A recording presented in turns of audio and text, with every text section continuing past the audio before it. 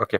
सो हम last time backend पे पढ़ रहे थे और बैकएंड के फ़ोल्डर में मैं ऑलरेडी मौजूद हूँ और हमने कुछ बेसिक्स चीज़ें कर ली थी जिसमें हमने राउट्स को सेपरेट किया था, कंट्रोलर को सेपरेट किया था और मॉडल को सेपरेट किया था।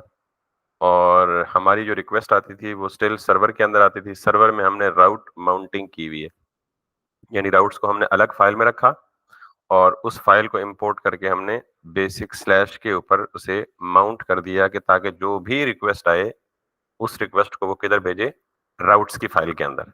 Now it's the decision of routes कि वो राउट में आके मैच करेगा हर एक के साथ वन बाय वन। जिसके साथ ये मैच होगा ये उसका कॉरेस्पॉन्डिंग मेथड कॉल करेगा और उस मेथड के अंदर, यानी ये मेथड हमारा कंट्रोलर में है तो यहाँ राउट से बात कहाँ चली जाएगी, कंट्रोलर में चली जाएगी।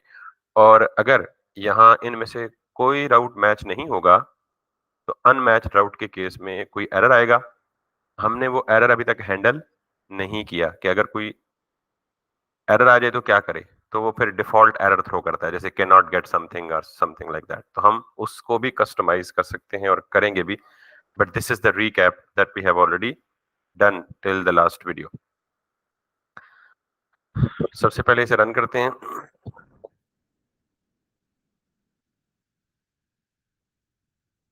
server.js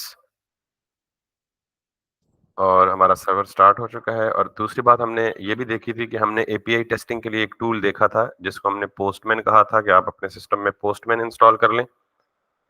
तो इससे ये है कि आपकी, देखा था ना पोस्टमैन, या हमने थंडर क्लाइंट देखा था। दो थे बेसिकली, एक तो थंडर क्लाइंट जो कि वीएस कोड की ही एक्सटेंशन है, वो भी एपीआई टेस्टिंग के लिए इस्तेमाल होती है। हमने देखा था कि वो उसका इंटरफेस थोड़ा सा हमें कॉम्प्लिकेटेड लग रहा था। इनफैक्ट जब आप यूज टू हो जाएंगे तो आपको नहीं लगेगा कॉम्प्लिकेटेड, वो ज्यादा इजी है। लेकिन हमने इसे सेपरेट यहाँ पे, इसका प्लस पॉइंट ये है कि आपकी सारी कॉल्स जो माजी में प्रीवियसली आपने की हैं वो सेव भी हो जाती हैं, आपको दोबारा ये सारा कुछ लिखना नहीं पड़ता, वगैरह वगैरह। बहुत सारे एडवांटेजेस थे इसके। तो अब हम एक दफा देखते हैं कि हमारा सर्वर सही चल रहा है या नहीं चल रहा। I made a request to the slash products, तो ये हमारे प्रोडक्ट्स सर्व हो रहे हैं। ये कहाँ से सर्व हो रहे हैं? गेट ऑल प्रोडक्ट्स में जाएगा तो गेट ऑल प्रोडक्ट्स के अंदर ये एक सर्वर पे हमने मॉडल्स के फोल्डर में एक अरे ऑफ प्रोडक्ट्स रखी हुई है, जिस अरे ऑफ प्रोडक्ट्स को हम सर्व कर रहे हैं टूवर्ड्स, यानी सर्व करने का मतलब ये है कि हम उसे रिस्पॉन्स में वापस भेज रहे हैं बतौर data. If I can show you like this, response dot JSON, और वो प्रोडक्ट्स जो हमारे पास सर्वर के अंदर पड़ी हुई है एक हार्ड कोडेड फाइल के अंदर डेटा, वो हम वापस भेज रहे हैं। रियल टाइम में ऐसा नहीं होता।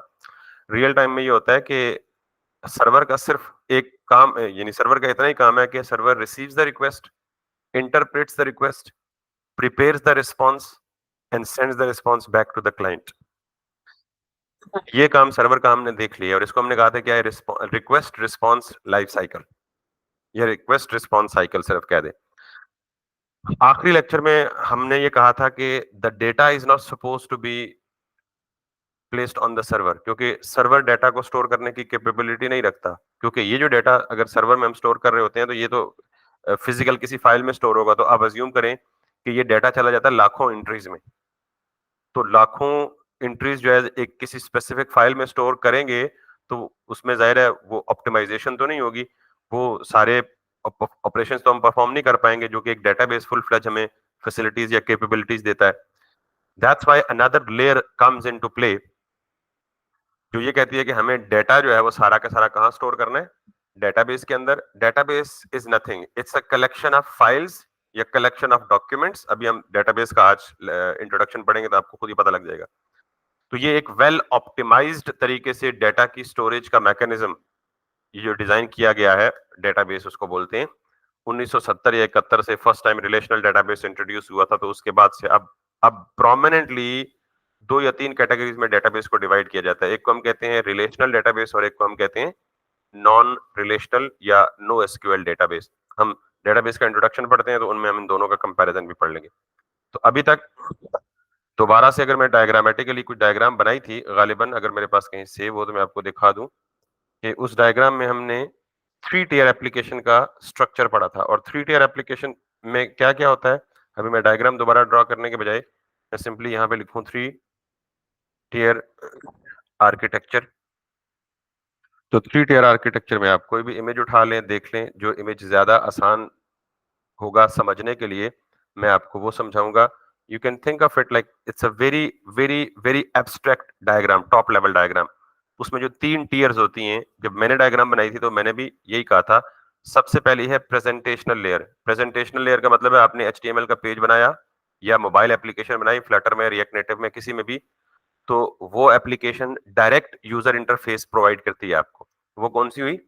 लेयर 1 प्रेजेंटेशनल लेयर, ठीक है।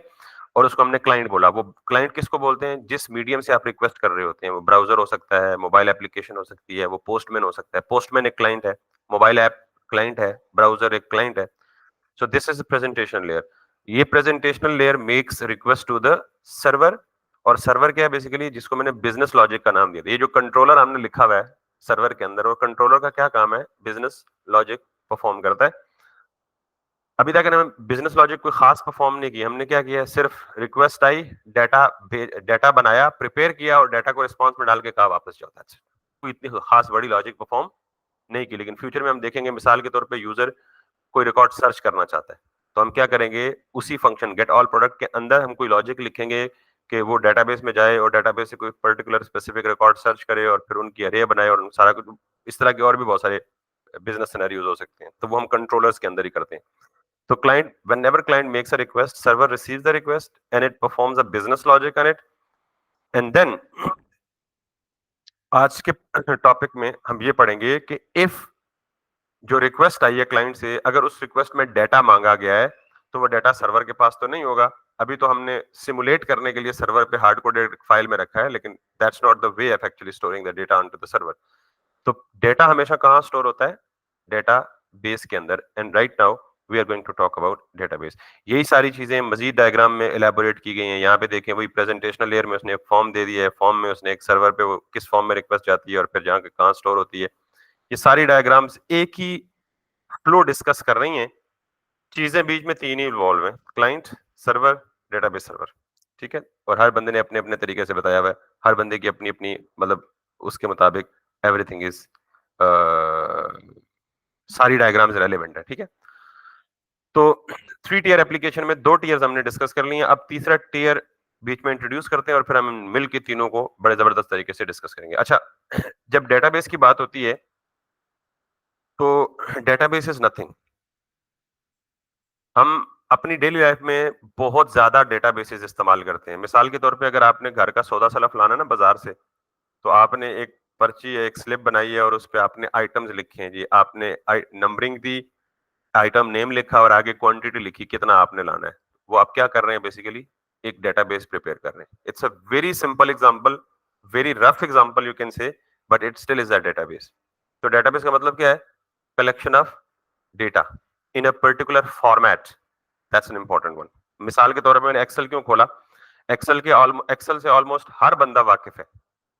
तो this can be an example of simplest database. क्यों? क्योंकि what we do in Excel, we store the data in a specific format. तो कौन सा फॉर्मेट है जिसमें हम एक्सेल में डेटा स्टोर करते हैं? Tabular format. हम डेटा को टेबल में फॉर्म, मिसाल के तौर पे जैसे मैंने कहा आपने ग्रोसरी लानी है ना, तो आप यहाँ नंबरिंग देंगे 1 2 3 4 5 6 वगैरह वगैरह, और उसके बाद आप यहाँ पे आइटम नेम लिखेंगे, जो भी आप लिखेंगे, जो भी आपको चाहिए। आइटम 1 है, फिर इसी तरह आइटम 2, आइटम 3, आइटम 4 5 6 7 8 9 10। ठीक इसी तरह फिर आप क्वांटिटी लिखेंगे। इसको आप लिखेंगे 12 क्वांटिटी है, इसमें 36 है, इसमें 2 है, इसमें 5 है, इसमें 6 है, इसमें 9 है, इसमें। तो what are we doing? We are storing the data in a particular format. और वो फॉर्मेट कौन सा है? Tabular format. तो table, what does table consist of? This is the question. अच्छा, प्रीवियसली जब डेटाबेसेस एग्जिस्ट नहीं करते थे, तो डेटा स्टोरेज कहाँ होती थी? फाइल्स में होती थी। ये एक्सेल एक फाइल है, डिजिटल फाइल है। जब डिजिटल ही नहीं होता था तो फिर डाटा स्टोरेज कहाँ होती थी? फिर भी डेटाबेस में होती थी। जब कंप्यूटर नहीं भी होता था तो फिर कौन से डेटाबेस थे? कागज या कॉपी पे या रजिस्टर पे आप टेबल्स ड्रॉ करते हैं, और उन टेबल्स पे किसी स्कूल में चले जाएं जहाँ मैनुअल या ऑटोमेटिक सिस्टम नहीं है आज, तो वहां भी वो बच्चों की अटेंडेंस वगैरह और वो सारा काम कहाँ मैनेज कर रहे होंगे? मैनुअली, फिजिकली रजिस्टर्स पे लिख रहे होंगे। तो वो भी डेटाबेस की एग्जांपल है। दो कि that is not a digital database but still a database.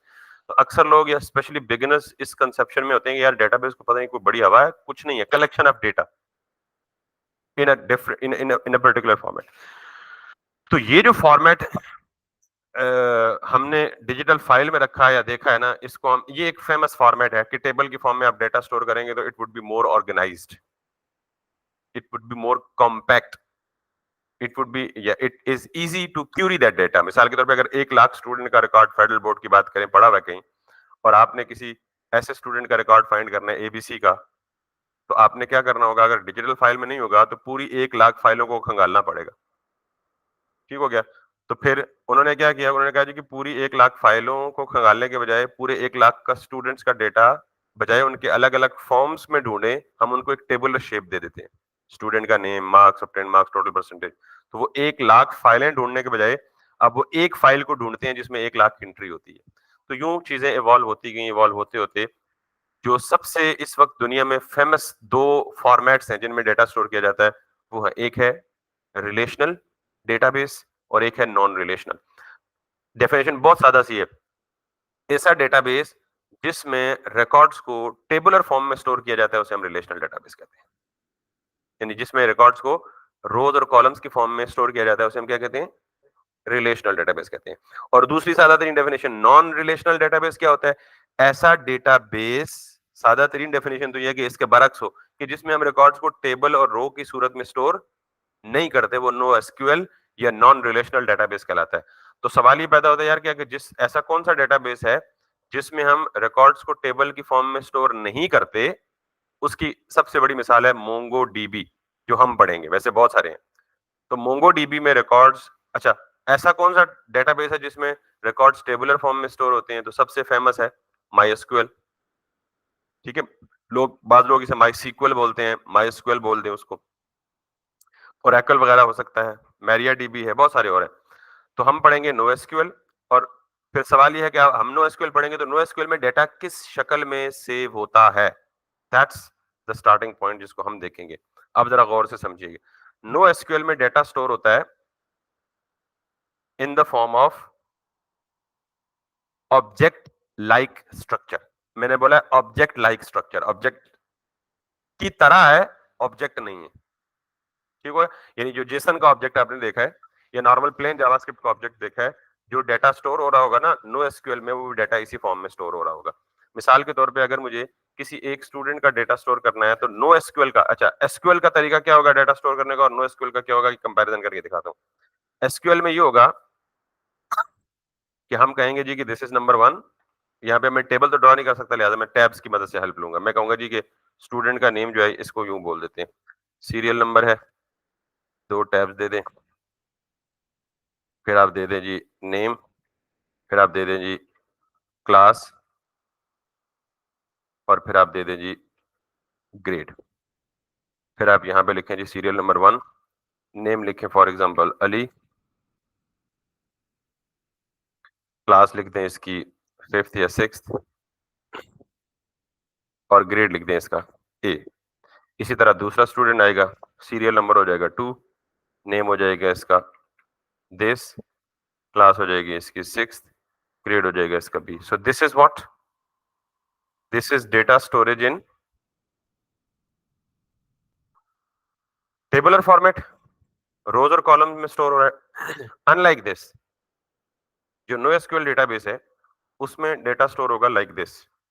Like this का मतलब ये है कि इसमें यही चीज, एग्जैक्टली यही चीज, अब जरा कंपैरिजन कीजिएगा। मैं जरा इसको 2 विंडोज में डिवाइड कर देता हूं so that you can actually see this.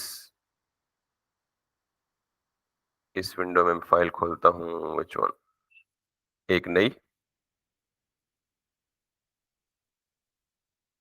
और इसमें मैं आपको ये दिखाता हूं। अब ये जो डेटा है लेफ्ट साइड पे, this is relational database, this is non relational. Exactly यही चीज यहाँ पे कैसे स्टोर होगी नॉन रिलेशनल में, जरा देखिएगा गौर से।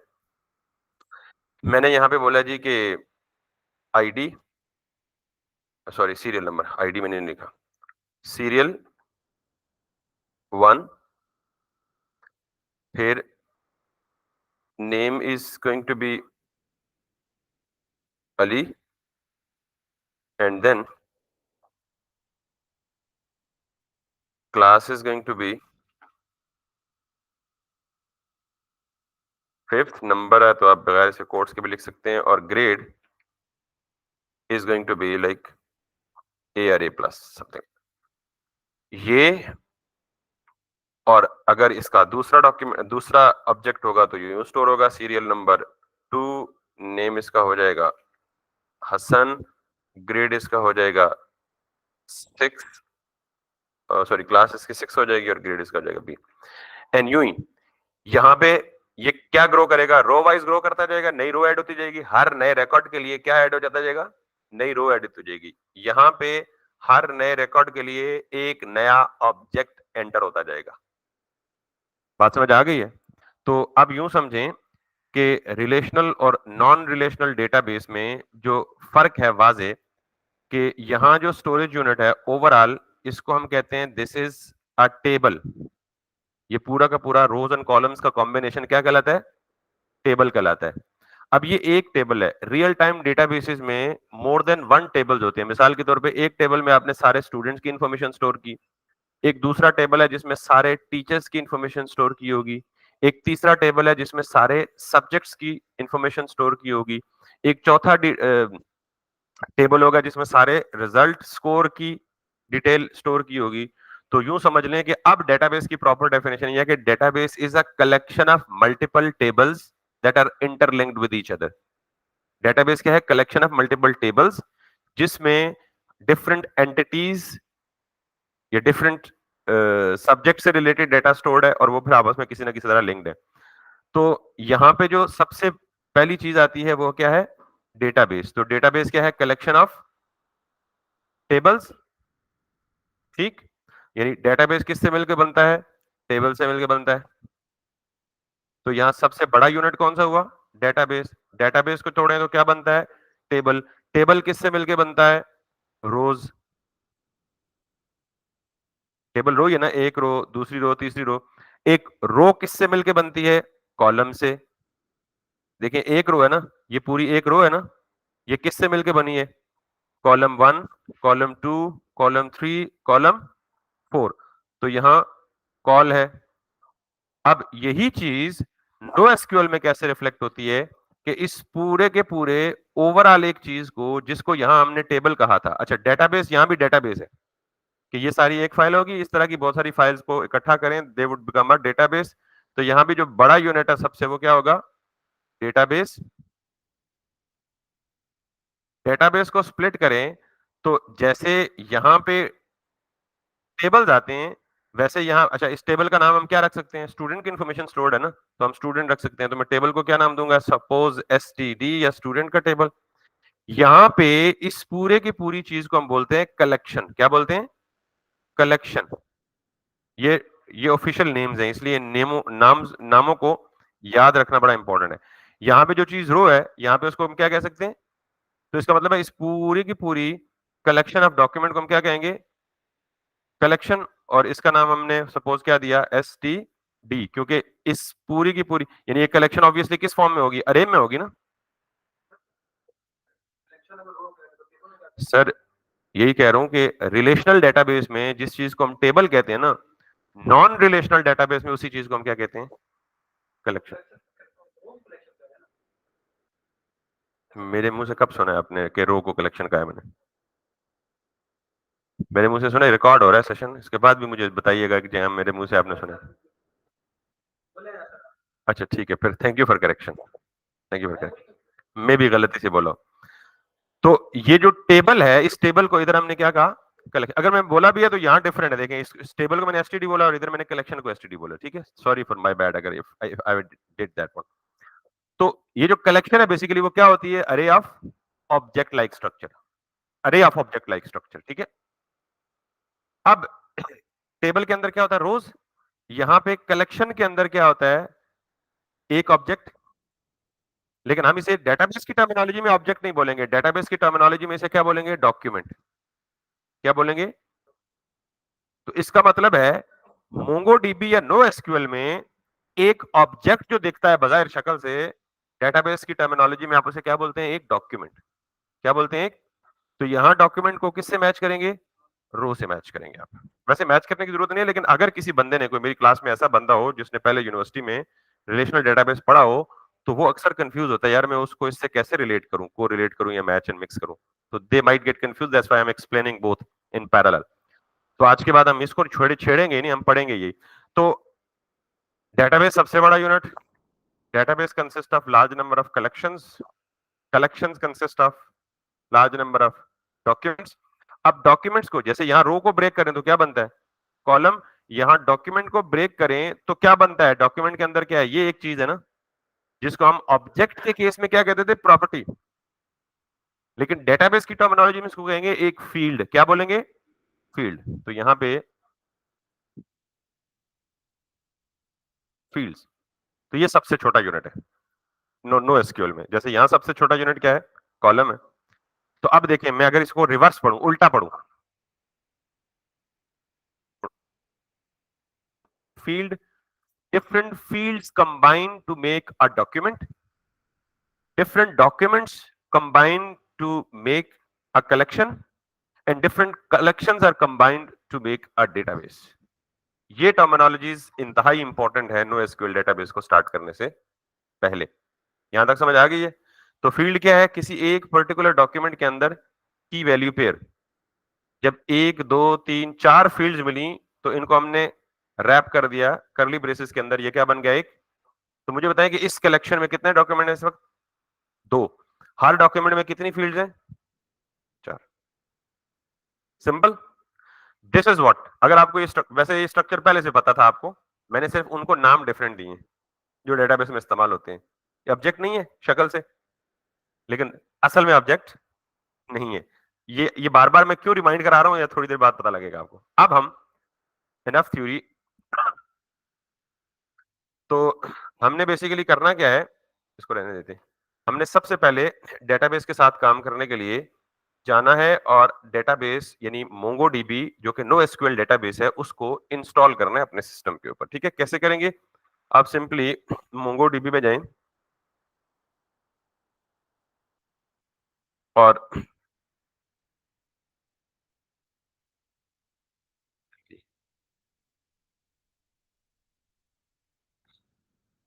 मोंगोडीबी की ऑफिशियल वेबसाइट को ओपन करें।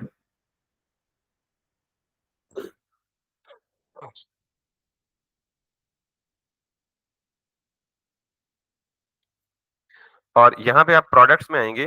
वैसे ये बहुत बड़ी चीज है मोंगोडीबी। आप अगर देखेंगे कि इस वक्त मोंगोडीबी की वर्थ क्या है, कौन कौन लोग इसे इस्तेमाल करते हैं, तो ये आप यहाँ पे दे सकते हैं। पता नहीं, यहाँ एक इनका पेज है शोकेस और समथिंग, जहाँ पे उन्होंने उन तमाम बड़ी बड़ी कंपनीज के यूज केसेस में नहीं, उन तमाम बड़ी बड़ी कंपनीज के नाम लिए हुए हैं कि जो मोंगोडीबी को इस्तेमाल करती हैं। ठीक है, financial services, telecommunication, health care, retail, public sector. तो अगर आप यहाँ लिखें वैसे अपनी इंस्पिरेशन के लिए, हु यूजेस मोंगोडीबी, ठीक है। अगर आप ये लिखेंगे हु यूजेस मोंगोडीबी, तो प्रोबेबली आपको मोंगोडीबी के ऑफिशियल पेज में यार कस्टमर्स में आके ये लिस्ट मिलेगी। लुक एट दैट, ये मोंगोडीबी का ऑफिशियल पेज है। इसमें दुनिया की बड़ी बड़ी कंपनीज, जैसे ये अल्टा ब्यूटी है, बोच बोच के पता नहीं क्या है, हमें तो नाम भी खैर प्रॉपर पढ़ने नहीं आते, वैसे गलती होगी तो लोग ऐसे ही क्रिटिसिज्म करेंगे, but these are the industries that actually are using MongoDB. So बहुत बड़ी बड़ी स्केल पे जो है ना मोंगोडीबी इस्तेमाल हो रहा है। मजीद आप देखें द लिस्ट गोज ऑन, दुनिया की टॉप कंपनीज में शामिल होती हैं। हमने क्या करना है, हमने इसे यूज करना है तो हम स्ट्रेट अवे, क्योंकि अभी हम मोंगोडीबी की तारीफें नहीं पढ़ने वाले, हमने उसको एक्चुअल पढ़ना है। यहाँ पे अगर आप जाएंगे तो यहाँ पे एक आपको नजर आएगा प्रोडक्ट्स के अंदर, जी जी, कितना, that depends on the storage on your computer और ऑन योर सर्वर। मिसाल के तौर पे अगर आपके क्योंकि देखें अल्टीमेटली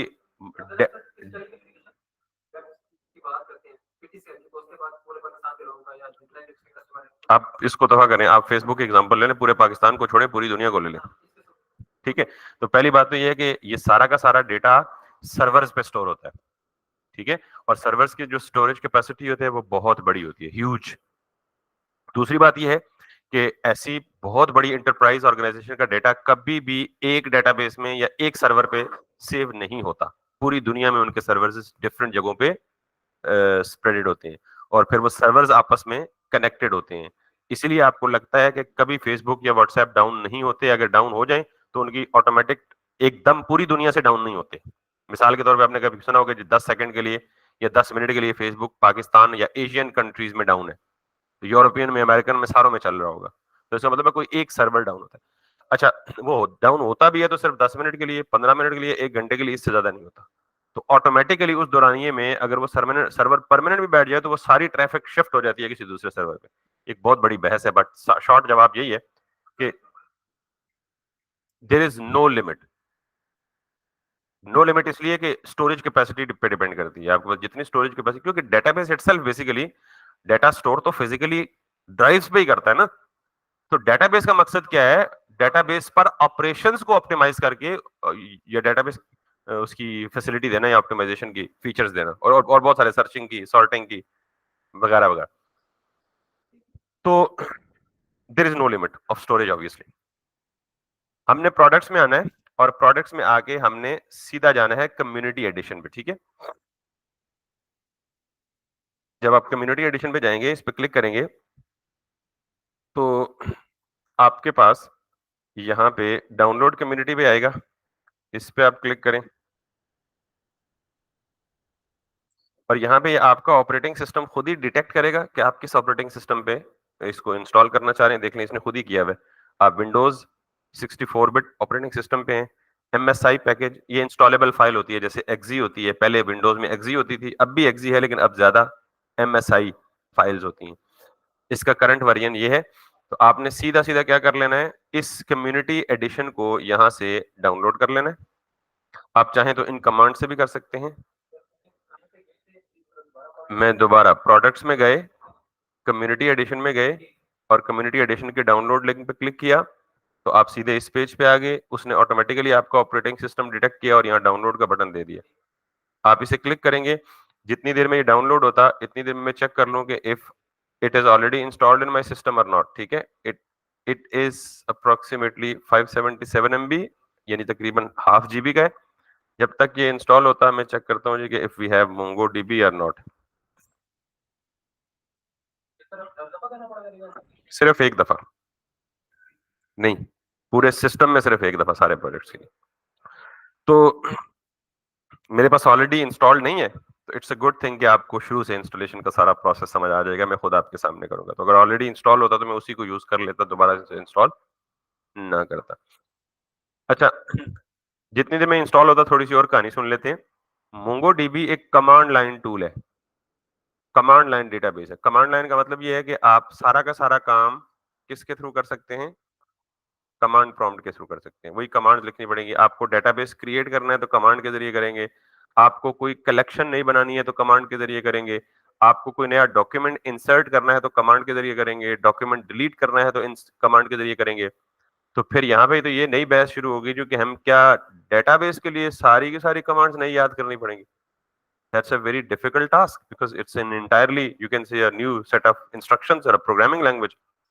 तो ऐसा उनको भी पता था कि जाहिर है, if somebody is a beginner who is not actually talking about or studying about database, who is a developer but who needs to use the database, तो वो तो सारी कमांड्स याद करना मुश्किल है, मुहाल है। तो इन्होंने मोंगो डीबी जब मैं इंस्टॉल करूंगा ना, तो मोंगो डीबी के साथ बाय डिफॉल्ट एक एडिशनल टूल इंस्टॉल हो जाएगा। उस एडिशनल टूल का नाम है मोंगो डीबी कंपस। क्या नाम है उसका?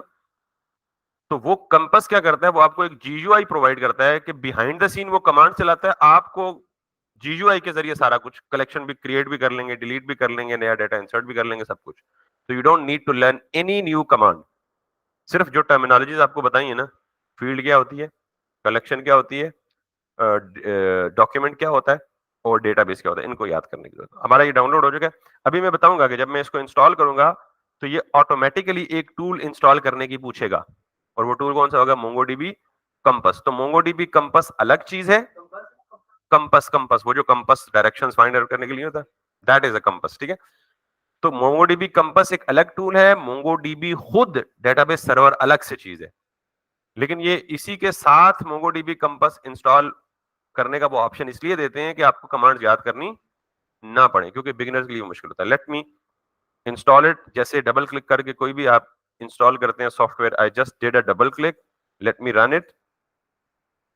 Next next next next default feature के साथ कोई चीज आपको एज सच एक्सप्लिसिटली चेंज करने की जरूरत नहीं है। मैंने किया नेक्स्ट। इसने मुझसे पूछा आई एक्सेप्ट द टर्म्स, ये तो आपको पता है हर एक सॉफ्टवेयर पूछता है जी। फिर ये पूछता है जी कंप्लीट करना है कस्टम करना है, आप कंप्लीट डिफॉल्ट ऑप्शन नहीं दे, मैंने कंप्लीट रखा। जब मैंने 3 टियर एप्लीकेशन की मिसाल दी तो मैंने कहा जी कि डेटाबेस भी किसी सर्वर पे इंस्टॉल होता है। डेटाबेस क्या होता है? अभी आपने पूछा था मुझसे जी कि डेटाबेस में कितना डाटा, मैंने कहा जी it depends on the memory that is on the server जिस पे डेटाबेस इंस्टॉल्ड है। तो ये मुझसे पूछ रहा है जी कि डेटाबेस को आपने देखें सर्विस नेम, यानी एक तो ये है कि ये जो मोंगोडीबी है ये किसी पोर्ट पे चलेगा, और मैंने आपको कहा जितनी भी नेटवर्क एप्लीकेशन है वो किसी पर्टिकुलर पोर्ट पे चलती हैं, ठीक है।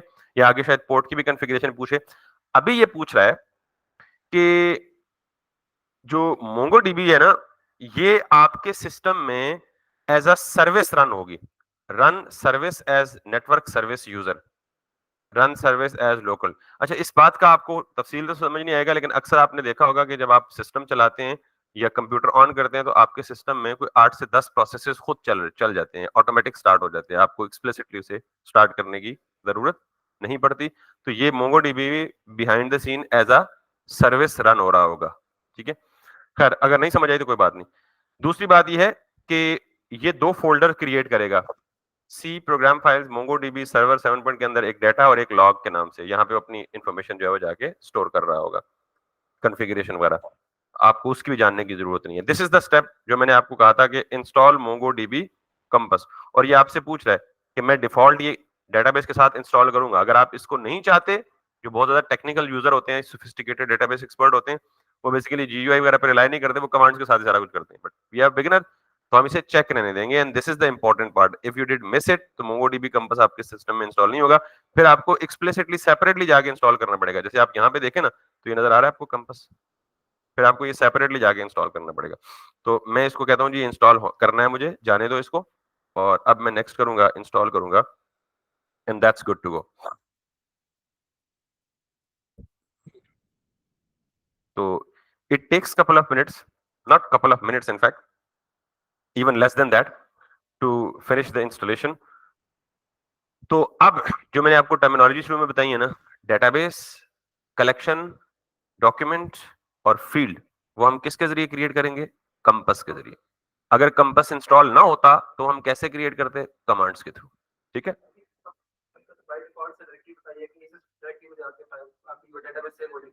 अगर मैं चाहता हूं तो मैं किसी पर्टिकुलर ड्राइव पे जाना, तो बाय डिफॉल्ट यहां पे वो ड्राइव सर्च कर दूंगा, तो एक वो जहां पे वो पाथ शो कर रहा था ना, वहां पे आप उसको चेंज कर देते हैं इंस्टॉलेशन के वक्त ही। Yes yes yes. तो इस चीज को आपने गौर से समझना है, क्योंकि यही चीज मैं प्रैक्टिकली डेमोन्स्ट्रेट करने लगा हूं। अच्छा, जब तक ये इंस्टॉल होता है एक और फैक्ट देख लें। हम इस वक्त डेवलपमेंट कर रहे हैं, ठीक है। मोंगोडीबी हम लोकली अपने सिस्टम में इंस्टॉल कर रहे हैं। तो इसका मतलब ये है कि अगर हमारे सिस्टम में मोंगोडीबी इंस्टॉल है ना, तो ये हमारे सिस्टम की किसी खास पोर्ट पे चलेगा। जैसे देखें, फ्रंट एंड प्रोजेक्ट किसी खास पोर्ट पे चलता था 3000 पे, बैक एंड प्रोजेक्ट 8000 पे किसी और पोर्ट पे चला है। अब ये डेटाबेस भी नेटवर्क की सर्विस है, तो ये भी किसी और पोर्ट पे चलेगी। ऐसा मुमकिन नहीं है कि आपका फ्रंट एंड, बैक एंड और डेटाबेस एक ही पोर्ट पे चले, क्योंकि मैंने आपको क्या कहा है, otherwise those applications will conflict with each other, ठीक। तो डेवलपमेंट के दौरान आप अपने सिस्टम को बतौर सर्वर, डेटाबेस सर्वर भी बनाते हो और वेब सर्वर भी बनाते हो, लेकिन रियल टाइम में जब आपके एप्लीकेशन आप लाइव डिप्लॉय करेंगे, तो मोंगोडीबी का एक क्लाउड है। मोंगोडीबी का क्या है? क्लाउड का मतलब है ऑनलाइन सर्विस है, जिसे हम कहते हैं मोंगोडीबी एटलस। ये आप अक्सर नाम सुनेंगे, तो मैंने कहा पहले ही बता दूं, वैसे ही मेरे पास टाइम है, इसकी इंस्टॉलेशन हो रही है। तो मोंगोडीबी एटलस क्या बला है? ये एक क्लाउड सर्विस है। क्लाउड सर्विस का मतलब, अब मैं आपको अगर क्लाउड समझाता डिटेल से तो ज्यादा बेहतर बता सकता था। यूं समझें कि डेटाबेस को ऑनलाइन डिप्लॉय करने के लिए ये प्लेटफॉर्म है। कौन सा? MongoDB Atlas. ये आपको फ्री फैसिलिटी देता है कि आप एक लिमिटेड हद तक फ्री डेटाबेसेस को यहां पे रख भी सकते हैं, कनेक्ट भी कर सकते हैं, लिंक भी कर सकते हैं। साइज 512 MB या समथिंग, उससे ऊपर जाएंगे तो आपको पे करना पड़ेगा। ठीक है, तो आपने क्या करना है, मोंगोडीबी एटलस पे अपना अकाउंट बना लेना है। अभी और कुछ नहीं करना, सिर्फ अकाउंट बनाना है। फिर मैं आपको बताऊंगा कि क्लाउड होता क्या है और क्लाउड के साथ कैसे इंटरेक्ट करते हैं। ठीक है, तो ये कह रहा है जी कि अब ये देखें, वो हमारा in the mean time setup भी कंप्लीट हो रहा है और ये MongoDB compass is being installed, यानी हमारा डेटाबेस इंस्टॉल हो चुका है।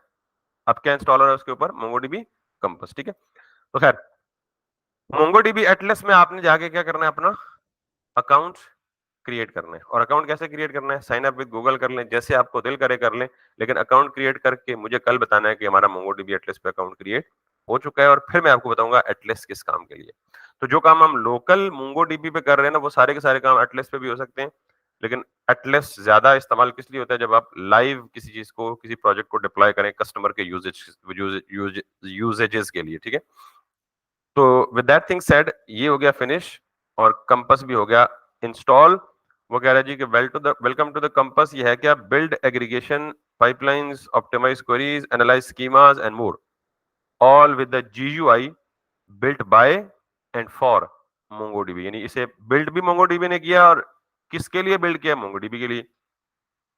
यहां से आप स्टार्ट करेंगे तो आपको पूरा टूर देगा क्या क्या करना है, क्या क्या नहीं करना है, लेकिन ये दिस इज द इंटरफेस। अगर मैं दोबारा से आप इसे रन करूं और यहाँ पे सिंपली लिखूंगा कंपास CUM लिखूं या मोंगो लिखूं, तो अब ये आपके पास आ जाएगा मोंगोडीबी कंपास। मैं इस पे क्लिक करूंगा, जो ही क्लिक करूंगा तो जो इंटरफेस आपके सामने नजर आएगा आपको, this is the exact which we have seen already right after the installation. This is the interface. अब चूंकि मैंने कहा जी कि मोंगोडीबी भी नेटवर्क एप्लीकेशन है, तो ये नेटवर्क एप्लीकेशन कहाँ चलती है, सर्वर पे चलती है। अभी हमने इसे डेवलपमेंट के लिए इंस्टॉल कहाँ किया, अपने लोकल सिस्टम में किया है, तो इसका मतलब हमारा लोकल सिस्टम ट्रीट हो रहा है सर्वर के तौर पे। तो सर्वर पे जो चीज चलती है वो किसी न किसी पोर्ट पे चलती है। तो ये किस पोर्ट पे चल रहा है, लोकल होस्ट की 27017। अच्छा, हर एप्लीकेशन की ना एक डिफॉल्ट पोर्ट होती है, उस एप्लीकेशन बनाने वाले ने वो सेट की होती है। अगर आपके सिस्टम में वही सेम पोर्ट कोई और एप्लीकेशन भी यूज कर रही है, तो फिर दोनों में क्या आएगा, कन्फ्लिक्ट आएगा। तो फिर आप ये पोर्ट्स, इसकी सेटिंग्स में जाके एक तरीका है कि आप ये पोर्ट्स चेंज भी कर सकते हैं कि यार मेरी ये एप्लीकेशन इस पोर्ट पे लिसन करे, ये एप्लीकेशन इस पोर्ट पे लिसन करे, ये एप्लीकेशन इस पोर्ट पे लिसन करे। डिफॉल्ट यही है इनकी, ये मोंगोडीबी की कंपास की तरफ से डिफॉल्ट है। ऐसा मुमकिन है, एन मुमकिन है कि अगर आपके सिस्टम में ये पोर्ट कोई और एप्लीकेशन यूज की हुई होगी, तो या तो ये कन्फ्लिक्ट आएगी, या ये ऑटोमेटिकली डिफॉल्ट से दूसरे पे फॉल बैक पे चली जाएगी। यानी इन्होंने 2-3 कॉन्फ़िगर की होती हैं, अगर ये बिजी है तो आप इस पे लिसन करो, अगर ये बिजी है तो आप इस पे लिसन करो। अगर तीनों बिजी हैं तो फिर यूजर को पूछता है भाई तुम बताओ किस पे लिसन करूं, जितनी हमने रखी थी वो तो सारी बिजी हैं। समझ आई बात।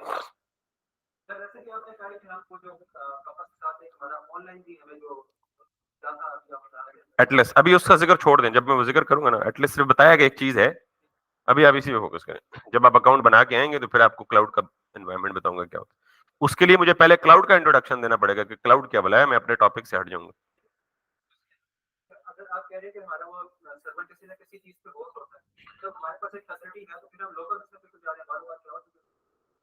बिल्कुल जाना चाहिए, बहुत सारे लोग करते हैं अपने ट्यूटोरियल में। यूट्यूब पे आप जितने ट्यूटोरियल देखेंगे मेजोरिटी में वो मोंगोडीबी एटलस के साथ लिंक कर रहे होंगे। हाँ, हम लोकल पे इसलिए कर रहे हैं कि हम, मैं यही तो अर्ज कर रहा हूँ कि अगर मैं एटलस पढ़ाना शुरू कर देता तो पहले मुझे आपको पूरी 2 क्लासें क्लाउड समझाने में पड़ती। कहते हैं तो कर देते हैं, I want to be relevant. दूसरी बात, दिस इज कंपैरेटिवली इजी। आप घर जाकर डेवलप करें, आपके पास इंटरनेट ही ना हो,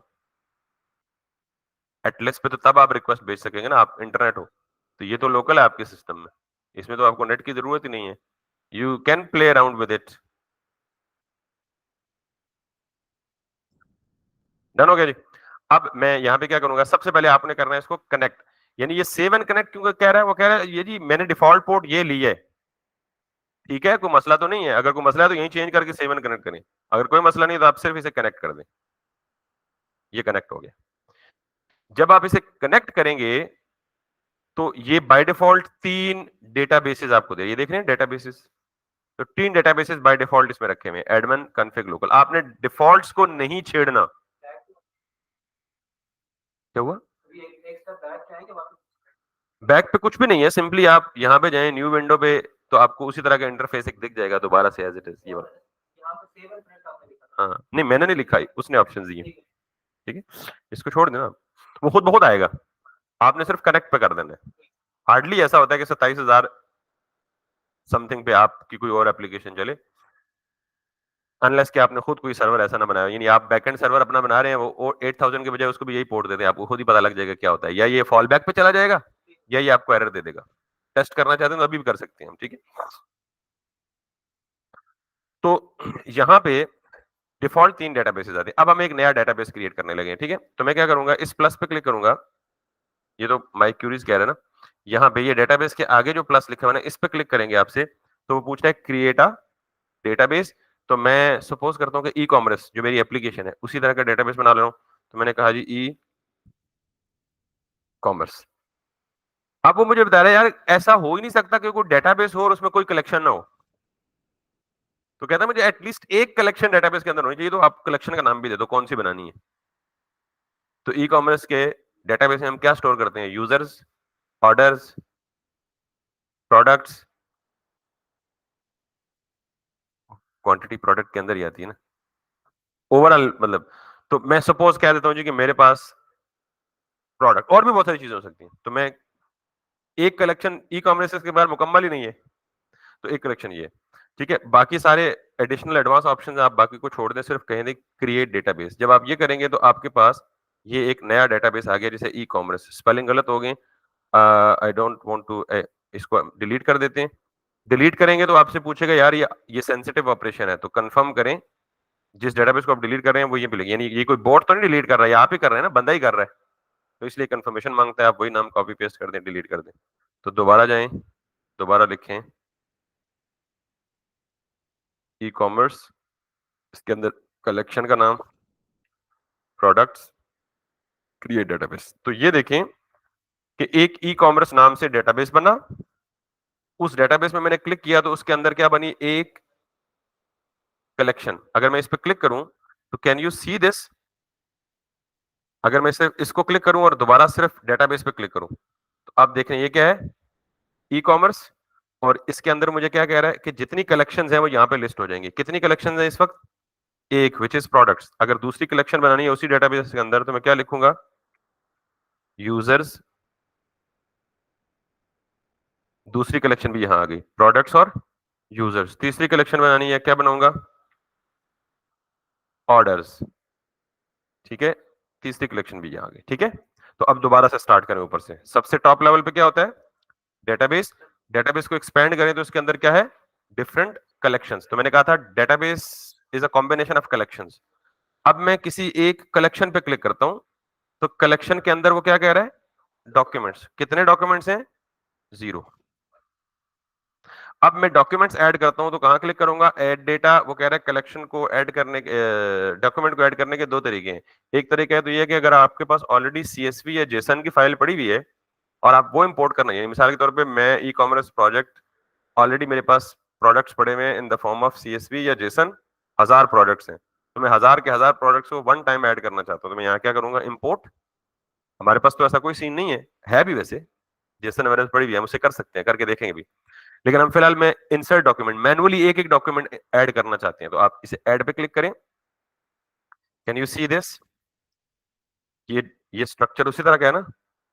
तो ये मुझे कह रहा है जी कि हमेशा आपको पता है कि हर डॉक्यूमेंट की एक फील्ड यूनिक होनी चाहिए, ये लाजमी है। रिलेशनल डेटाबेस में हर टेबल में एक आईडी या एक कॉलम यूनिक होता है जिसे हम आईडी बोलते हैं। तो यहाँ पे क्या होना चाहिए, एक फील्ड यूनिक होनी चाहिए जिसका नाम क्या होना चाहिए, आईडी। ठीक है, तो मैं इसको यहाँ पे ये रख लेता हूँ। अच्छा, ये जो डॉक्यूमेंट है ना, हम कभी भी यहाँ पे आके मैनुअली डॉक्यूमेंट को इंसर्ट बहुत कम करेंगे, मतलब कभी तो नहीं, बहुत कम करेंगे। हम प्रोग्रामेटिकली ये काम करेंगे, लेकिन अभी जस्ट मैं आपको बताने के लिए कर रहा हूँ। ये दो व्यूज हैं कि यार जिसको देखने में ये व्यू कॉम्प्लेक्स लग रहा है तो वो इसको टेबुलर व्यू में शिफ्ट करके देख ले। Can you see this, this seems complex, this seems comparatively easy. ये दो व्यूज है। तो यहां पे अगर मैं इस पे हॉवर करूंगा ना, तो ये एक प्लस का बटन है। वो कह रहा है यार कि ये जो आपका प्रोडक्ट्स का देखें, अब ये हम किस कलेक्शन के अंदर मौजूद है कैसे पता लगेगा? ई कॉमर्स डेटाबेस है, डॉट प्रोडक्ट उसकी कलेक्शन है, तो हम यहाँ जो कुछ भी नया इंसर्ट करेंगे वो कहां जाएगा? प्रोडक्ट्स के अंदर। तो मैं यहाँ पे प्लस पे क्लिक करूंगा तो वो मुझसे क्या पूछ रहा है? Add field after ID. अब आपको तो पता है फील्ड क्या होती है, पता है ना? तो मैं इस पे क्लिक करूंगा तो यहाँ पे क्या होना चाहिए? टाइटल, यानी यहाँ में कौन सी प्रोडक्ट का टाइटल होता है, डिस्क्रिप्शन होती है, सारी फील्ड्स ही है ना। यहाँ पे मैंने कहा जी मेरे इस फील्ड का नाम क्या है? टाइटल है। इस फील्ड के अंदर डेटा कौन सी टाइप का आएगा? अरे आएगी, बाइनरी आएगा, बुलियन आएगा, कोड आएगा, डेट, ये सारी वैलिड डेटा टाइप्स है। मैंने कहा जी यहाँ क्या आएगा? स्ट्रिंग आएगा। और अगर कोई वैल्यू स्टोर करना चाहता हूं मैं कहता हूँ जी product 1 insert, can you see this? I have one document. और उस डॉक्यूमेंट कितनी फील्ड्स हैं? दो हैं, एक डिफॉल्ट है और एक मेरी बीवी। इसको आप एडिट कर सकते हैं, इसको आप कॉपी कर सकते हैं, इसको आप क्लोन कर सकते हैं और इसको आप डिलीट कर सकते हैं। हम ये सारे काम यहां से नहीं करेंगे, इट्स डोंट वरी, आप सिर्फ इसका स्ट्रक्चर समझेंगे, दिस इज हाउ। बात समझ आ गई? ये सब बहुत आसान है, बहुत आसान है। अब मैं क्या करता हूं, ये इसको डिलीट करता हूं और ऐड डॉक्यूमेंट में मैं कोशिश करता हूं क्या करूं, एक जेसन की फाइल इंपोर्ट करूं। क्या करूं? तो जेसन, ये कॉमा सेपरेटेड वैल्यू होती है, सीएसवी का मतलब ये कॉमा सेपरेटेड वैल्यू। आप एक्सेल में जाए ना, कोई आपके पास टेबुलर फॉर्म में डेटा है तो आप उसे कहें जी कि सेव एज सीएसवी, तो आपको सीएसवी फाइल दे देती है। अब मेरे पास एक डेटा है यहाँ पे, मैं कोशिश करता हूं इसको आपको इंपोर्ट करके दूं, कि मैनुअली तो आपने ऐड करना सीख लिया ना, कि मैनुअली कैसे ऐड करते हैं डेटा। तो मेरे पास यहाँ पे ये जो मॉडल में डेटा पड़ा हुआ है, दिस सीम्स व्हाट? जेसन। तो मैं यहाँ पे इसको, इस पूरी फाइल को कॉपी करता हूं, कंट्रोल एन करता हूं, कंट्रोल वी करता हूं और कंट्रोल एस करके डेस्कटॉप पे इसे प्लेन टेक्स्ट के बजाय जाके किस फॉर्म में सेव करता हूं? जेसन में। ठीक, सीएसवी में भी कर सकते हैं, आप आइडिया हो जाएगा आपको। ठीक होगी बात? तो मैंने इसको कहा जी कि this is going to be like test, या वही नाम दे दें प्रोडक्ट्स, प्रोड्यूसीटीएस। और याद रखें कि मैंने इसमें वो वेरिएबल हटा दिए, मैंने इसे किसी वेरिएबल में सेव नहीं किया हुआ।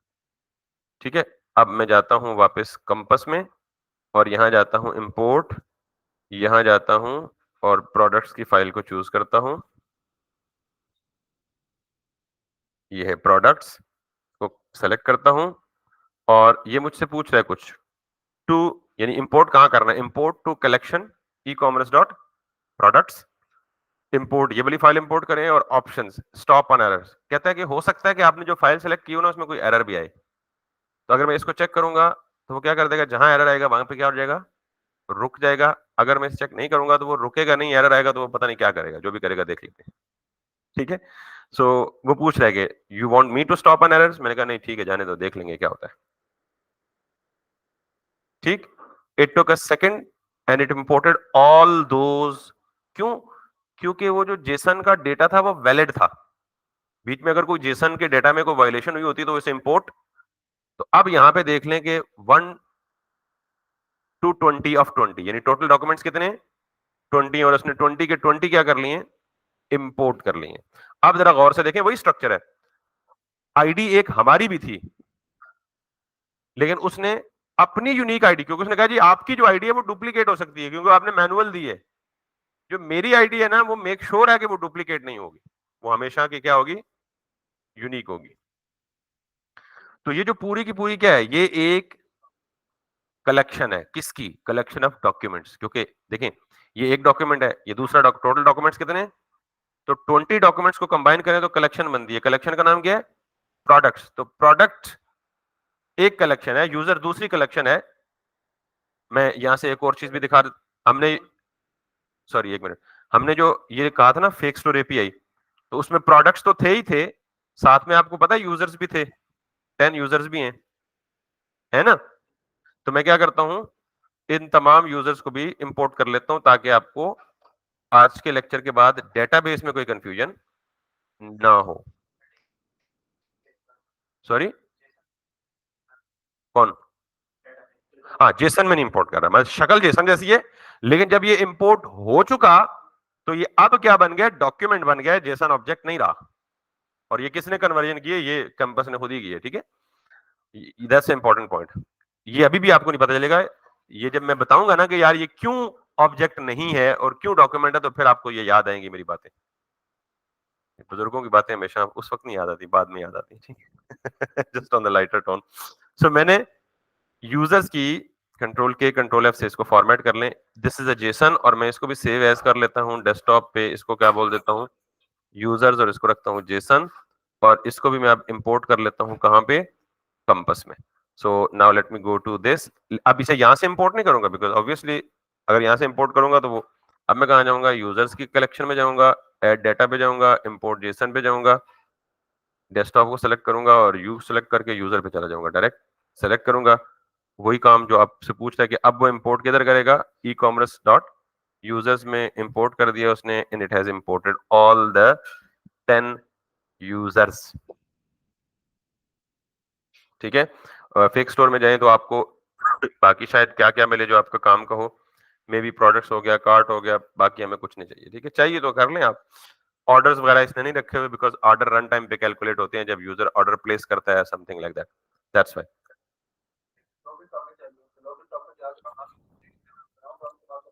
हम खुद बनाएंगे, हम खुद अपना लॉगिन सिस्टम बनाएंगे, तो हम टोकन भी खुद जनरेट करवाएंगे जी।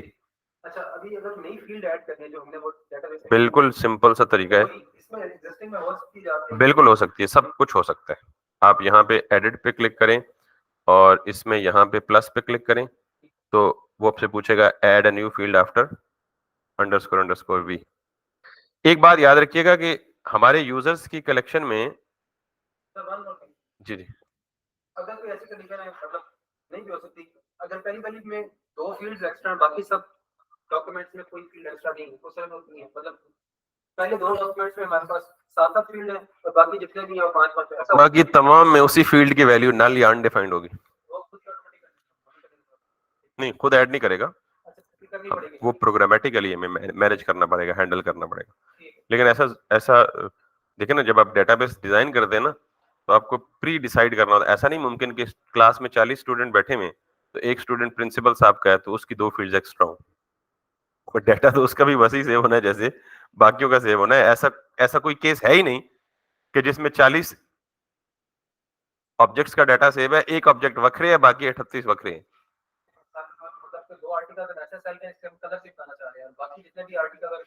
तो उनका कलर की जगह एन ए हो जाएगी ना, कलर की फील्ड होगी, आगे एन ए हो जाएगी, not available, undefined, null. Field जरूर होगी, सबके लिए होनी चाहिए टेक्निकली। और ऐसे कई केसेस आते हैं, मिसाल के तौर पे आपके प्रोडक्ट में एक फील्ड है वेरिएंट की, अब उसमें 10 प्रोडक्ट है, उसका वेरिएंट ही कोई नहीं है, वो एक ही वेरिएंट है, बाकी 30 प्रोडक्ट है, उसके 4-4 वेरिएंट्स है। तो जिसका एक ही वेरिएंट है, ऐसा नहीं है कि उसकी वेरिएंट की फील्ड नहीं होगी, वेरिएंट की फील्ड होगी, आगे लिखा होगा नो वेरिएंट, सिंपल। यहां तक समझ आ गई है? तो this is what and this is how we manage with the database. अब हम क्या करेंगे, आखिरी काम आज का, कि हमने डेटाबेस अलग से पढ़ लिया, आज हमने अपने बैकएंड में कुछ नहीं पढ़ा, एक नया सब्जेक्ट पढ़ा, टोटली 100% न्यू था। वो क्या था? डेटाबेस क्या होता है, कैसे स्टोर होता है डेटाबेस।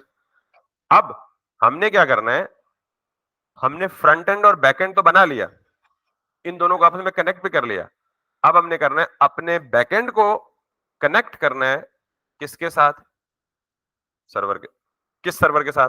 बैकएंड भी तो सर्वर ही है ना। अपने बैकएंड सर्वर को डेटाबेस सर्वर के साथ कनेक्ट करना है। हमारा बैकएंड सर्वर किस पोर्ट पे चल रहा है? लोकल होस्ट 8000 पे। हमारा डेटाबेस सर्वर किस पे? एक मिनट बेटा, सॉरी नवाल, एक मिनट में आपका क्वेश्चन लेता हूं। हमारा बैकएंड सर्वर किस पे चल रहा है? लोकल होस्ट 8000 पे, कैन यू सी दिस? और हमारा डेटाबेस सर्वर किस पे चल रहा है? Local host 27017। तो अब ये दो डिफरेंट सर्विसेज हो गई ना, डेटाबेस सर्वर अलग चल रहा है, बैकएंड सर्वर अलग चल रहा है, लेकिन हमने अपने बैकएंड सर्वर को कनेक्ट करना है। क्यों कनेक्ट करना है भाई? डेटाबेस चाहिए, हमें डेटा चाहिए ना, तो डेटा कहां से मिलेगा? डेटाबेस से मिलेगा। डेटाबेस से डेटा तभी ला पाएंगे जब हम उससे क्या करेंगे? कनेक्ट करेंगे। जी बेटा नवाब। सर अगर हमें दो डॉक्यूमेंट को आपस में लिंक करना हो तो वो कैसे करेंगे, जिस यस तरह हम लोग एग्जैक्टली, रिलेशनल। बिल्कुल रिलेशनल डेटाबेस में जैसे आप प्राइमरी की और फॉरेन की के साथ करते हैं, तो यहाँ डॉक्यूमेंट्स के अंदर एक टर्म इस्तेमाल की जाती है, reference. So will do that. आप रेफरेंस के थ्रू एक डॉक्यूमेंट को दूसरे डॉक्यूमेंट के साथ कनेक्ट कर सकते हैं। पूरा उसका एक टॉपिक है, बल्कि आगे करेंगे भी हम, क्योंकि रियल टाइम में होता है ना, एक यूजर ने मल्टीपल ऑर्डर प्लेस किए होते हैं, तो हम रिलेशनशिप बिल्ड करते हैं। क्योंकि ये थोड़ा सा एडवांस टॉपिक है, तो मैंने कहा पहले हम बेसिक्स कर लें, तो फिर हम इस पर टच करेंगे। One user can place many orders, one to many का रिलेशनशिप है। ठीक हो गया। इसी तरह मैनी टू मैनी रिलेशनशिप हो सकता है, वन टू वन रिलेशनशिप हो सकता है। तो this is kind of advance database topic. यहाँ one to many to many relationship establish होते हैं, लेकिन यहाँ डॉक्यूमेंट्स के रेफरेंसेस की बेस पे ऐड होते हैं या क्रिएट होते हैं। That is something that we will obviously talk about, क्योंकि ऑब्वियस ई कॉमर्स का प्रोजेक्ट है या सब्जेक्ट है। ई कॉमर्स के प्रोजेक्ट में ये सारी रिलेशनशिप्स बिल्ड होंगे हमारे रियल टाइम पे। ठीक है बेटा। Okay sir. अभी हम उससे उससे काफी पीछे हैं, but that was a good question. लेकिन इसके लिए कुछ टाइम आपको मे बी 2-3 दिन मजीद इंतजार करना पड़े। इसके अलावा और कोई क्वेश्चन किसी का आप में से या ऑनलाइन? तो अगर नहीं है, तो अब हमने क्या करना है? हमने डेटाबेस को सेपरेटली पढ़ लिया। जी जी। नहीं, सिर्फ एक दो लाइनों का कोड है कनेक्ट करने का, वो करना है। मतलब इतना कर ले, मतलब एक तो आप रज बड़ी जल्दी जाते हैं मुझे जल्दी क्यों? अभी हमने किया ही कुछ नहीं है, बस क्या किया यार? डेटाबेस क्या होता है? डेटाबेस किससे मिलकर बनता है? कलेक्शन से मिलकर बनता है। कलेक्शन किससे मिलकर बनती है? डॉक्यूमेंट से मिलकर बनता है। डॉक्यूमेंट किससे मिलकर बनता है? फील्ड से मिलकर बनता है। बस कहानी खत्म। वो हैंड्स ऑन की, मतलब आप देखिए, पूरी पूरी क्लास में तो मैं कहानियां ही सुनाता रहा हूँ। काम की चीज कितनी पड़ी है? फील्ड मिलती है तो डॉक्यूमेंट बनता है, डॉक्यूमेंट मिलते हैं तो कलेक्शन बनती है, कलेक्शन मिलती है तो डेटाबेस बनता है। बस इसको ऊपर से नीचे पढ़े या नीचे से ऊपर पढ़े, दोनों साइडों से बात ठीक है यार। कब टॉपिक, मतलब इतना मजा तो आए कि आपको 24 घंटे का काम तो हो ना घर जाके। तो अब हमने क्या करना है? जैसे मैं आपको बता रहा था, सॉरी, कि हमारा बैकएंड सर्वर एक अलग सर्विस के तौर पे चल रहा है, हमारा डेटाबेस सर्वर एक अलग सर्विस के तौर पे चल रहा है, और हमारा फ्रंट एंड अगर हम उसे रन करें तो वो एक अलग सर्विस के तौर पे चलेगा। तो इन तीनों को आपस में लिंक अभी तो नहीं करना, क्योंकि फ्रंट एंड तो हम ऑलरेडी कर चुके हैं, और फ्रंट एंड को बैकएंड से भी लिंक, यानी हम इस केस में हमारा फ्रंट एंड कौन है? पोस्टमैन है ना, जिससे हम क्लाइंट से रिक्वेस्ट कर रहे हैं। तो क्लाइंट से रिक्वेस्ट सर्वर पे तो जा रही है, सर्वर से रिस्पॉन्स भी आ रहा है। अब हम अगला काम करने जा रहे हैं, सर्वर से कनेक्ट करने जा रहे हैं किसको? डेटाबेस सर्वर को, यानी अपने वेब सर्वर को कनेक्ट करने जा रहे हैं डेटाबेस सर्वर से। How to do that? It's a difficult work. Ajay Dev उस्ताद आप खड़े ना, कुछ है मुश्किल है तो वैसे ही स्टूडेंट का जो है वो मलबा ही ढेर हो जाता है सारा। इट्स लिटिल, मतलब नॉट डिफिकल्ट वर्क, लेकिन मन स्टैक आसान इसलिए है कि यहाँ सारा का सारा काम आपको कोई ना कोई लाइब्रेरी करके देती है। आपको मतलब बिल्कुल टेंशन लेने की जरूरत ही नहीं है, आपको सिर्फ तो देखिए, मैंने आपको कहा यहाँ एक मसला है, और वो मसला ये है कि मैंने आपको कहा जी कि हमारे पास एक है सर्वर और एक है हमारे पास डेटाबेस सर्वर। अब ये में क्लाइंट नहीं है यहाँ पे कोई, ये क्या है? हमारा वेब सर्वर। ये क्या है? हमारा वेब सर्वर। और ये हमारा क्या है? DB server. दोनों ने आपस में एक दूसरे से बातचीत करनी है और एक दूसरे को डेटा एक्सचेंज करना है। कोई यूजर आया, उसने फ्रंट एंड पे कोई फॉर्म फिल किया, कॉन्टेक्ट अस फॉर्म। इसने ये फॉर्म किसको भेजा? वेब सर्वर को। तो वेब सर्वर अपने पास तो वो फॉर्म का डेटा स्टोर नहीं करेगा ना, क्योंकि लाखों यूजर बैक वक्त ये कर रहे होंगे। तो ये इस फॉर्म की इंफॉर्मेशन किसको भेजेगा? डेटाबेस को भेजेगा। अब एडमन आया, उसने देखा जी कितने लोगों ने फॉर्म फिल किए हैं, उसने देखना है। तो वो क्या देखेगा? Behind the scene admin portal login करेगा और देखेगा कितने लोगों ने साइन अप किया है मेरे किसी पर्टिकुलर इवेंट के लिए। तो वो क्या करेगा?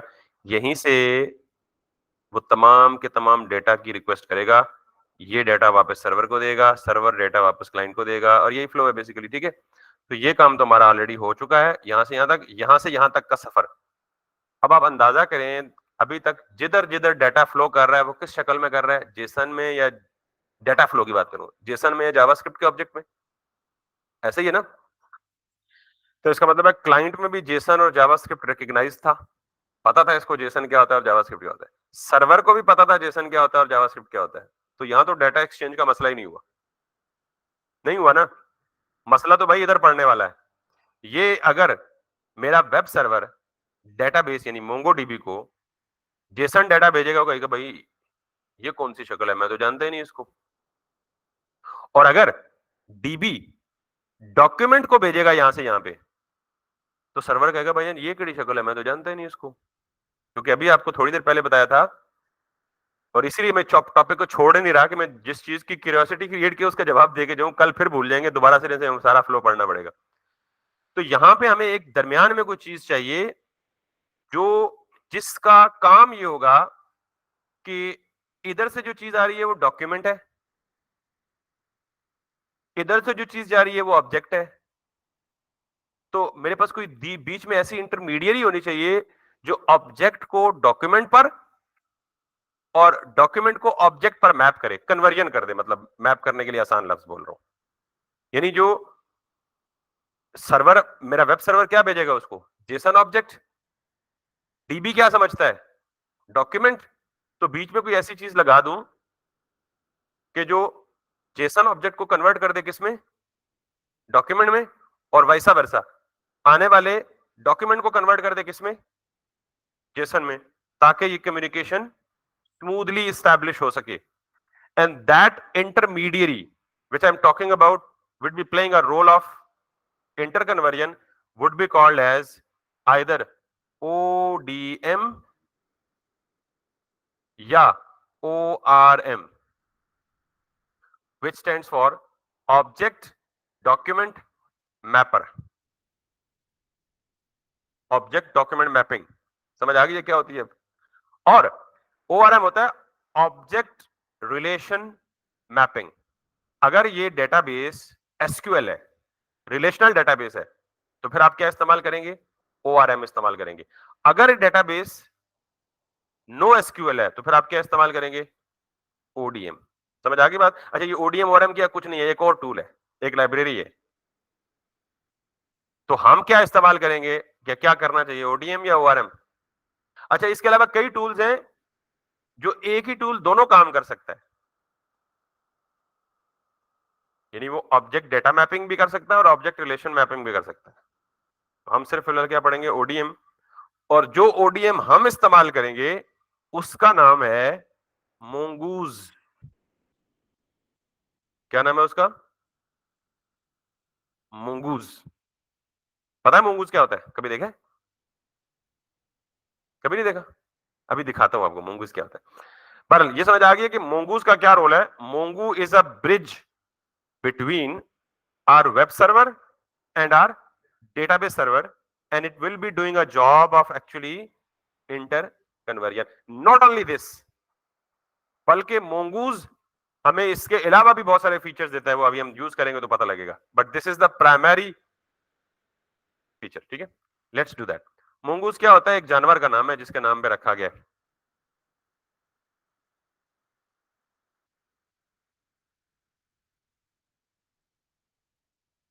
अक्सर आपने देखा होगा नेशनल ज्योग्राफी या कोई इस तरह के एनिमल के चैनल हैं, तो दिस इज बेसिकली मोंगूज है। ठीक है, तो आप यहां पे जाए तो उसने क्या लिखा है, मोंगूज ओडीएम। अब आपको ओडीएम समझाने की जरूरत तो नहीं है ना, सिंपल इज दैट। अच्छा, अब मैंने क्या कहा, मोंगूज क्या है, it's a bridge between our database server and our web server. तो ब्रिज का पहला काम क्या है, लिंक करना।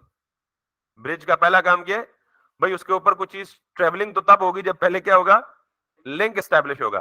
तो our first job is to establish a link between our web server and a database server. उसके लिए सिर्फ इतनी चीजें चाहिए आपको, ये दो लाइनें सिर्फ। समझ आइए बात, तो कर दे। मैं यहां पे क्या करता हूं, अपने सर्वर पे जाता हूं और यहां पे बैकएंड के फोल्डर में एक नया फोल्डर बनाता हूं और उस फोल्डर को नाम देता हूं config, कुछ भी नाम दे दें, इट्स नॉट नेसेसरी config, क्योंकि मैं डेटाबेस की कॉन्फ़िगरेशन ही करने लगा हूं, that's why I named it as a config। ठीक है, तो इसमें कहता हूं जी कि db.js, कुछ भी नाम दे दें, कुछ भी नाम दे दें,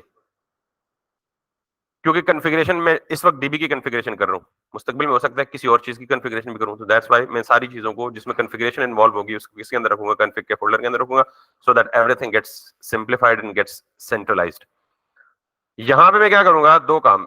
ऑब्वियसली यार, सबसे पहले मोंगोडीबी को इस्तेमाल करने के लिए उसे इंस्टॉल तो करना पड़ेगा ना, मोंगूज को, सॉरी मोंगोडीबी को नहीं।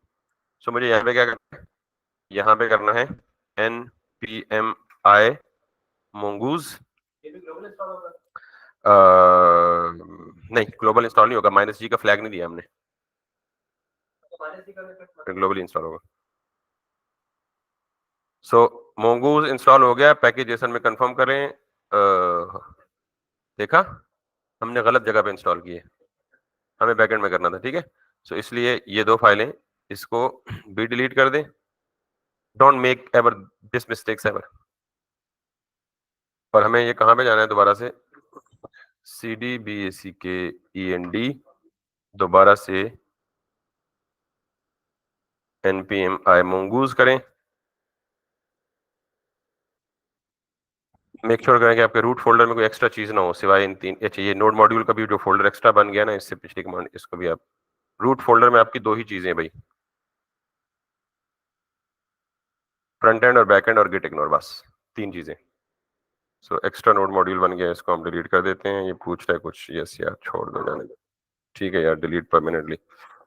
तो हमारा बैकएंड के अंदर mongoose इंस्टॉल हो गया। ठीक है, अब वी कैन यूज इट। और कैसे यूज करेंगे, सिंपल इज दैट। पहले इस mongoose को क्या करेंगे, रिक्वायर करेंगे, लेकिन हमने ये रिक्वायर सिंटैक्स तो पढ़ा ही नहीं है, तो हम क्या करेंगे भाई, छोड़ो इसको, हम कहेंगे import mongoose from mongoose, क्योंकि आपको पता है हमने बेसिक स्टार्ट में कॉन्फ़िगरेशन कर ली थी कि we can use import syntax. अगर आपको कंफ्यूजिंग लगता है तो कोई बात नहीं यार, आप जहां पे जाएं npm पे चले जाएं, npm mongoose, यहां से आप ले लें, npm से वही mongoose है, वो उसकी ऑफिशियल वेबसाइट थी, ये npm हब। यहाँ पे आप नीचे जाएं तो वो सारे स्टेप भी बता देगा, npm install mongoose। और यहाँ पे वो कह रहा है कि अगर आप ES6 यूज कर रहे हैं तो फिर आप ये वाला सिंटैक्स यूज कर रहे हैं, हम ES6 यूज कर रहे हैं ना, तो ये काम हमने कर लिया। उसके बाद वो कहता है भाई जी आपने क्या करना है, क्या करना है, क्या करना है, क्या करना है, क्या करना है, कुछ भी नहीं करना, जो मैं बता रहा हूँ वो करना है, क्योंकि डॉक्यूमेंटेशन में थोड़ी सी बिगिनर्स के लिए कंफ्यूजिंग चीज है। ठीक है, जब मैं बताऊंगा आपको वो काम करना है, तो आप सिंपली ये काम करेंगे, सिंपली यहाँ पे जाएं और ये काम करें। आपने सिंपली क्या किया, mongoose, ये वही mongoose है जो हमने इंपोर्ट किया, इसके अंदर एक फंक्शन है प्री डिफाइंड है कनेक्ट, इससे कनेक्ट करना है लोकल होस्ट। इसका मतलब लोकल होस्ट ही होता है ना, 127.0.0.1 लूप बैक एड्रेस होता है, अपने ही सिस्टम का होता है। ठीक है, लेकिन किस पोर्ट पे है आपका डेटाबेस, किस पोर्ट पे, 27017 है ना, डिफॉल्ट यही थी ना, हमने कहा ठीक है। अब वो कह रहा है कि आपने डेटाबेस के साथ तो कनेक्ट हो जाएंगे यहां तक, लेकिन उसके अंदर तो बहुत सारे डेटाबेसेस हो सकते हैं, आपने किस डेटाबेस के साथ कनेक्ट करना है उसका नाम यहाँ देना है। हमारे डेटाबेस का नाम क्या है, डेटाबेस का नाम है प्रोडक्ट्स ई कॉमर्स। प्रोडक्ट्स तो कलेक्शन का नाम है। हम एक काम करते हैं, हम कंपास में जाते हैं और सब कुछ डिलीट कर देते हैं, क्योंकि अब वो सारा कुछ हम प्रोग्रामेटिकली बनाएंगे, हम फिजिकली यहां से जाके नहीं बना पाएंगे, नहीं बनाएंगे। ठीक है, बना सकते हैं, बट मैं इसको डिलीट कर देता हूं और इसके अंदर जो डेटा है वो भी डिलीट कर देता हूं, जरूरत पड़ी तो दोबारा इंपोर्ट कर लेंगे, अपनी खेती है कौन सा, एवरीथिंग इज गॉन। ठीक, अब जरा देखिएगा, मैं कहता हूं कि यार मेरा एक ई कॉमर्स नाम से डेटाबेस है, उसके साथ आपने जाके कनेक्ट होना है, लेकिन अब तो मैं डिलीट कर रहा हूं, वहां तो है ही नहीं इस नाम का। तो जब ये लाइन एग्जीक्यूट होगी तो ये जाके देखेगी कि सर्वर पे इस नाम का डेटाबेस मौजूद है, अगर है तो ये उसी के साथ लिंक करेगा, अगर इस नाम का नहीं है तो ये खुद इस नाम से एक डेटाबेस क्रिएट कर लेगा। अभी नहीं है ना, मैं डिलीट कर आया हूं, ऐसे ही है। तो अभी जाके दिखाऊंगा दोबारा, वहां पे क्रिएट हो जाएगा जब ये मेरा कोड सक्सेसफुली चल जाएगा। लेकिन this is all, connection establish हो गया। लेकिन चूंकि ये फाइल तो चलेगी ही तब जब इस फंक्शन को, यानी इस चीज को कहीं से कॉल करेंगे ना। अभी तो ये इस पे कॉल ही नहीं आई, तो मैं क्या करता हूं, मैं इस सारी चीज को ना एक मेथड बना लेता हूं, कॉन्स्ट कनेक्ट डीबी। ये जरा ज्यादा अच्छा तरीका है। उसकी वजह ये है कि इसको फंक्शन के अंदर इसलिए रख रहा हूं कि जहां मुझे डेटाबेस का कनेक्शन चाहिए होगा वहां इसको कॉल कर लूंगा, ये एग्जीक्यूट हो जाएगा और डेटाबेस। तो मैं यहाँ पे इसे, जाहिर है इसे किसी दूसरी फाइल से कॉल करूंगा। तो जब इस फंक्शन को मुझे एक्सपोर्ट करना है तो एक्सपोर्ट करके मैं कनेक्ट डीबी को कॉल करूंगा, तो वो ये फंक्शन कॉल होगा, इसके अंदर आएगा, तो ये सारी लॉजिक ये वाली एग्जीक्यूट करेगा। ठीक है, बाकी आपको पता है कि ये डॉट देन क्या बुलाया है। जिसको नहीं पता वो हाथ खड़ा कर सकता है, बेइज्जती सुनने के लिए, सिर्फ पूछने के लिए नहीं। मेरा ये क्वेश्चन नहीं था, मेरा ये क्वेश्चन था कि डॉट देन को फेच के साथ हम, मैं समझ रहा था कि वो होता है प्रॉमिस के साथ, फेच के साथ इसका कोई ताल्लुक नहीं है। हर वो चीज जो प्रॉमिस रिटर्न करे। यस, तो इसका मतलब है कि कनेक्ट भी हमें क्या देगा, और जो चीज प्रॉमिस दे उसके साथ हमेशा क्या लगाएं आप, एसिंक अवेट। क्यों? क्योंकि प्रॉमिस वो कोड होता है जिसने फ्यूचर में एग्जीक्यूट होना होता है, एसिंक्रोनस होता है। तो एसिंक्रोनस को आपको क्या करना चाहिए, एसिंक। तो मैं यहां पे लगाऊंगा क्या, अवेट। अवेट एरर देगा भाईजान मुझे, तो आप उधर यूज कर सकते हो जो क्या हो, एसिंक हो। तो यहां पे क्या लगा दूंगा,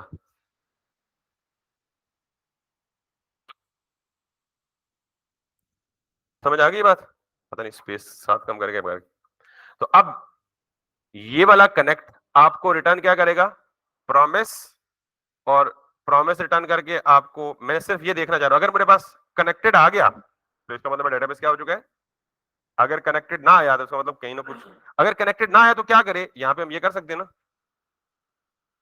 आपको कहा है ना एरर कैच करना हो तो क्या कर सकते हैं आप,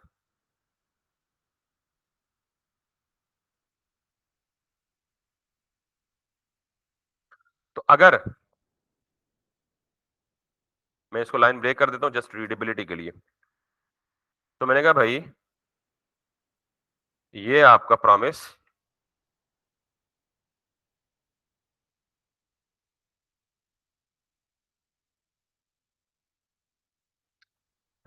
कनेक्ट करो या कनेक्ट करने की कोशिश करो।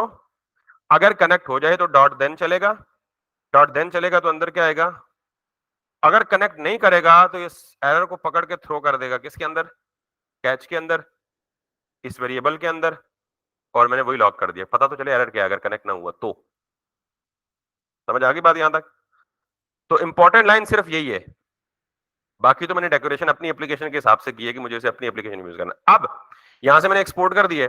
मैं कहता हूं डेटाबेस की कनेक्टिविटी हो कब, जब जो ही सर्वर चले, सबसे पहले हम जो फाइल चलाते हैं वो सर्वर की फाइल चलाते हैं ना।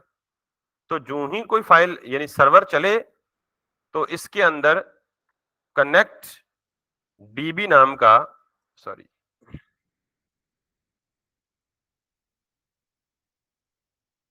कनेक्ट डीबी नाम का एक फंक्शन है, उसको डायरेक्ट कॉल कर लो। अब ये कहां है, इसे इंपोर्ट भी तो करना पड़ेगा ना भाई।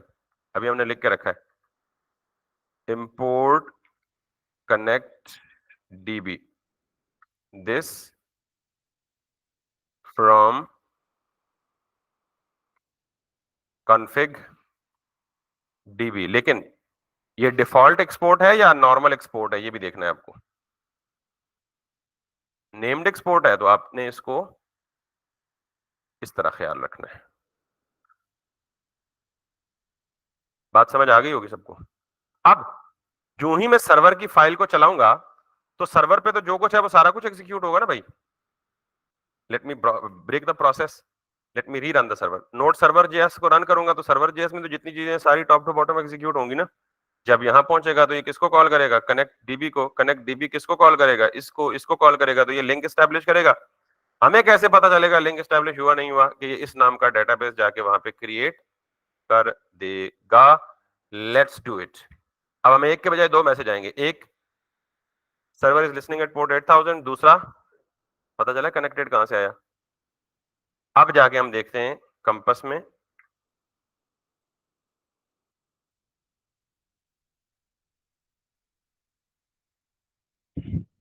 if everything goes well, we should have another database with the name e-commerce। ठीक, नहीं बना, कोई बात नहीं। मैंने कहा यार जब डेटाबेस आप बना रहे हैं तो उसके अंदर एक कलेक्शन तो होनी चाहिए ना। तो वैसे भी हम जब यहाँ पे आके मैनुअली डेटाबेस बना रहे थे तो वो तो हमें आगे जाने नहीं दे रहा था, भाई एक कलेक्शन दो तो आगे जाऊंगा। ठीक है, अभी शो नहीं हो रहा यहाँ पे कुछ भी नहीं, लेकिन डोंट वरी, लिंक एस्टैब्लिश हो गया। अब ये यहाँ शो कब होगा, जब हम कोई एक कलेक्शन क्रिएट करेंगे। क्या करेंगे, अगर ये लिंक एस्टैब्लिश ना होता तो मुझे यहीं पे एरर देता। ये कनेक्टेड क्यों लिखा आ गया, देखे ना, ये वाला फंक्शन कॉल हुआ, इस फंक्शन की डेफिनेशन यहां पे है कनेक्टेड, कनेक्ट डीबी, इसके अंदर आया, उसने ये फंक्शन एग्जीक्यूट किया, उसने ये यूआरएल दी। अब मैं मिसाल के तौर पे यहां जानबूझ के गलती कर दूं, ठीक है, अब देखिएगा, अब कनेक्टेड नहीं आना चाहिए। मैं इसे ब्रेक करता हूं, दोबारा चलाता हूं, कनेक्टेड नहीं आया अभी तक। It's trying, it will try again, it will try again. After a certain amount of time it will say sorry भाई, मैं कनेक्ट नहीं कर पा रहा, इस पोर्ट पे कुछ भी नहीं है, इस पोर्ट पे कुछ भी नहीं चल रहा, so it's waiting and it will throw an error. अभी देख लेंगे, थोड़ी देर में एरर आ जाएगी।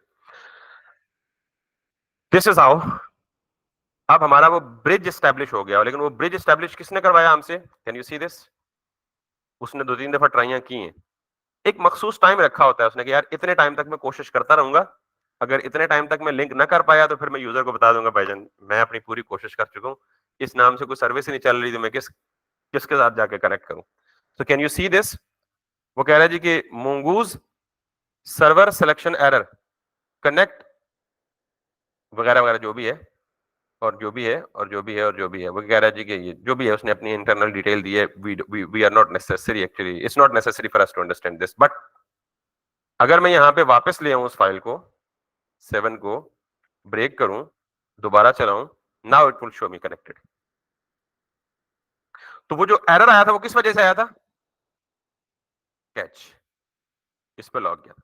12, we have successfully connected our backend server with the database server and it's time to actually start communicating with each other. हमने phone number dial किया, phone number उसने उठा भी लिया, अब हम शर्मा रहे हैं कि हमें कोई बात नहीं आ रही, क्या बात करें, तो हम कल वो बात करना सीखेंगे।